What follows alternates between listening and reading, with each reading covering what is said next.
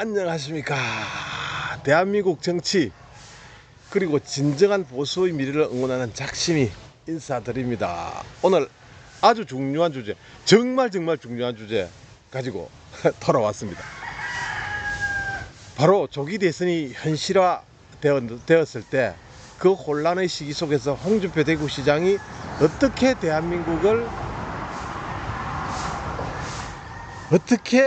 대한민국 제21대 대통령이 될 수 있는가? 시나리오 3개 중에서 마지막 번째입니다. 첫 번째, 두 번째는 더 중요하기 때문에 내일 만들어 드리도록 되겠습니다. 예. 경쟁자들이 분열이 되어 홍준표 앞서간다. 자, 지금 대한민국 정치판도 한 치 앞도 예측할 수 없습니다. 사실입니다. 한 치 앞도 예측하기 힘듭니다. 헌재에서 탄핵 심판이 이루어지고 있고 그 결과가 어떻게 나오든지 조기 대선은 거의 기정사실처럼 굳어지고 있습니다. 홍준표 대구시장은 바로 이 점에 주목하고 있습니다. 2025년 4월 10일 경기일보와 인터뷰 이렇게 했습니다. 홍준표 시장 경기일보와의 인터뷰에서 3월 14일 날 이렇게 말했습니다. 탄핵이 어떤 식으로 결론이 나더라도 3월 중순이 지나면은 우리는 당 도움 없이 차기 대선 치를 준비를 끝내야 된다. 이 말은 정치 경력 40년의 베테랑 홍준표가 이미 대선 레이스에 돌입했다, 이런 뜻입니다. 그런데 여기서 중요한 것은 홍준표가 어떻게 승리하느냐입니다. 그 핵심이 바로 지금 제가 만든 시나리오 경쟁 후보들의 분열입니다. 이재명, 김문수, 오세훈, 한동훈, 이준석 다 나온다. 조기 대선이 열릴 경우 여야를 막론하고 후보군이 어마어마하게 나올 것입니다. 지금도 나오고 있습니다. 일단 더불당 이재명이 자연스럽게 후보로 나설 가능성, 가능성이 아니라 이제 상수가 되어버렸습니다. 하지만 문제는 이 대표가 아직도 대장동 재판이라는 사법 리스크를 안고 있다는 것입니다. 이 사법 리스크를 안고 있다는 뜻. 지금 홍준표 같은 경우에는 다른 리스크가 완전히 없는 상태입니다. 이제는 모든 리스크를 심지어 창원의 그 모 바보 스캔들도 이미 이제는 결론이 나버린 상태입니다. 홍준표 시장은 이재명 대표에 대해 이렇게 말을 했습니다. 헌법상 불소추 특권은 소추되지 않는다는 뜻이지 재판이 중지된다는 뜻은 아니다. 대통령이 되어도 대법원에서 유죄가 확정되면 그날로 쫓겨난다. 말 그대로 이재명은 대통령이 되더라도 한시적 대통령일 수 있다는 걸 직시한 것입니다.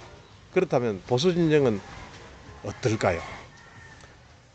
오세훈 서울시장, 한동훈 전 대표, 이준석 개혁신당, 그리고 김문수 고용노동부 장관 줄줄이 출마설에 오르내리고 있지 않습니까? 표의 분산, 홍준표에게 기회가 될 것이다. 지금 국민의힘 내부 여론조사에 어떤 결과가 나오고 있냐면요, 3월 초 기준으로 홍준표 시장의 보수 진영 내 지지율이 23%로 가장 높았습니다. 오세훈 시장이 10%, 한동훈 9%, 안철수는 7%, 이준석은 5% 선이었습니다. 김문수 장관은 70대 이상이고 고령층에서 일정 지지율을 보이기는 하고 있지만 전국 단위에서 3% 안팎입니다. 즉 보수 진영의 표가 사방팔방으로 갈라지고 있다는 그런 상황입니다. 여기에서 홍준표가 유일하게 지방행정 경험, 경상남 도지사에 지냈죠, 대구시장 지냈죠, 중앙정치 경험, 5선 의원, 당대표, 대선 후보, 플러스 보수 핵심층 신뢰까지 확보한 이런 후보라는 점이 부각되고 있는 거죠.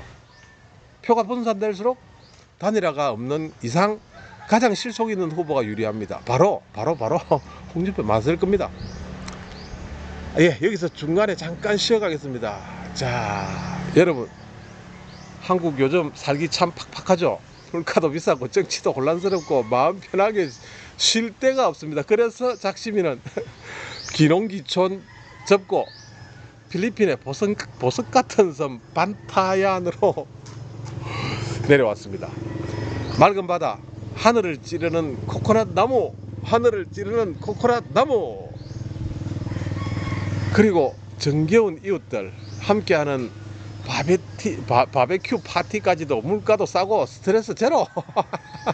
혹시라도 기록기초 생각하신다면 아름다운 산청 아닌 필리핀 반타얀으로 추천드리고 싶습니다. 그를 응원하는 방송을 이렇게 이어가고 있습니다. 자, 가상대결 홍준표 vs 이재명 vs 기타. 여론조사 기관의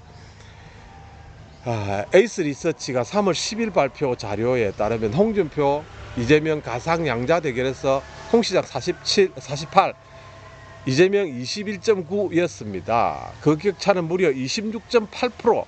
이는 단순히 보수라서가 아니라 다른 보수 후보들의 지지층을 나눠 가지는 가운데서 홍준표가 전통 보수 플러스 정도층 플러스 탈진보 유권자들을 동시에 흡수할 수 있는 유일무이한 후보라는 것을 의미합니다.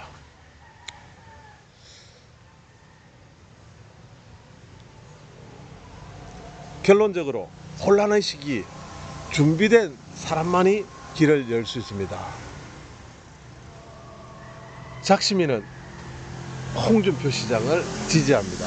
그의 말처럼 그가 이렇게 말했습니다. 혼란은 피할 수 없지만 준비되지 않는 사람은 그 혼란 속에서 길을 잃고 만다. 그의 말대로는 무너진다. 이렇게 말했습니다. 정치인 홍준표는 누구의 꼭두각시도 아니고 검찰 출신 권력도 아니며 원래는 검찰이죠. 그렇지만 검찰의 때를 완전히 벗어버린 그런 홍준표, 정권의 뒤에 숨지도 않습니다. 직접 국민 앞에 나서고 직접 소통하고 비난을 받더라도 정면 돌파하는 그런 정치인, 이 사람밖에 없는 것 같습니다. 이런 정치인 요즘 정말 드뭅니다. 자, 오늘 이렇게 경쟁 후보들의 분열 속에서 홍준표가 조기 대선에서 승리하는 시나리오를 중심으로 이야기를 나눠봤습니다. 지금 페이스북이 아니고 카카오톡 단톡방을 화면 아래에 열어놨는데 많이들 좀 와주시고 참여해 주십시오. 홍준표 이야기뿐만 아니고 아름다운 반타얀 섬에 대한 기농기촌 이야기도 여러분들과 재미있게 나눠보고 싶습니다. 이 방송을 듣고 계신 여러분도 홍 시장의 진심 어린 정치 행보 주목해 주시기 바랍니다. 여러분, 좋아요, 구독은 항상 작심이 방송 이어가는데 큰 힘이 됩니다. 여러분 감사합니다.